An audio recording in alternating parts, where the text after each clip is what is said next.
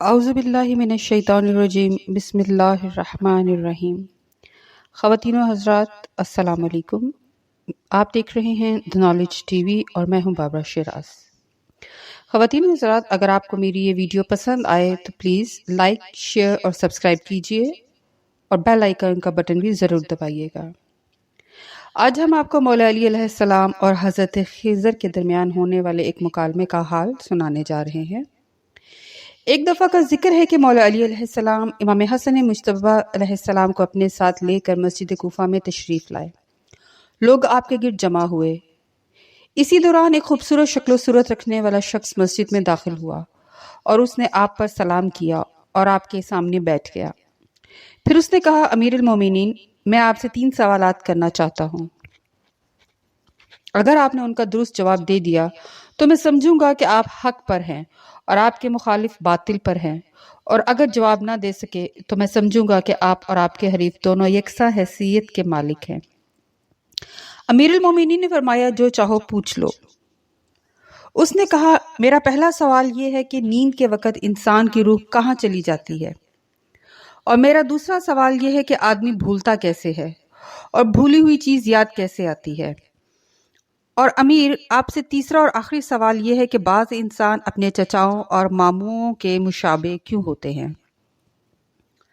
جب امیر المومنین نے یہ سوال سنے تو آپ نے اپنے بیٹے امام حسن سے فرمایا کہ بیٹا، آپ ان سوالوں کے جواب دیں۔ امام حسن نے فرمایا کہ تمہارے پہلے سوال کا جواب یہ ہے کہ جب انسان سوتا ہے تو اس کی روح ریح سے معلق ہو جاتی ہے، اور پھر یہ ریح ہوا سے معلق ہو جاتی ہے، اور جب انسان بیدار ہونا چاہتا ہے تو اگر اللہ اس روح کو واپس جانے کی اجازت دیتا ہے تو روح ریح کو جذب کرتی ہے اور ریح ہوا کو جذب کرتی ہے، اور یوں روح واپس بدن میں لوٹ آتی ہے، اور اگر اللہ روح کو جسم کی طرف واپس جانے کی اجازت نہ دے تو ہوا ریح کو جذب کرتی ہے اور ریح روح کو جذب کرتی ہے، اور پھر روح بدن سے جدا ہو جاتی ہے، اور روح و بدن کا یہ وصال قیامت کے دن تک مؤخر کر دیا جاتا ہے۔ اور جہاں تک بھولنے کا تعلق ہے تو انسان کا دل ایک برتن میں بند ہے اور برتن پر ایک ڈھکن ہے۔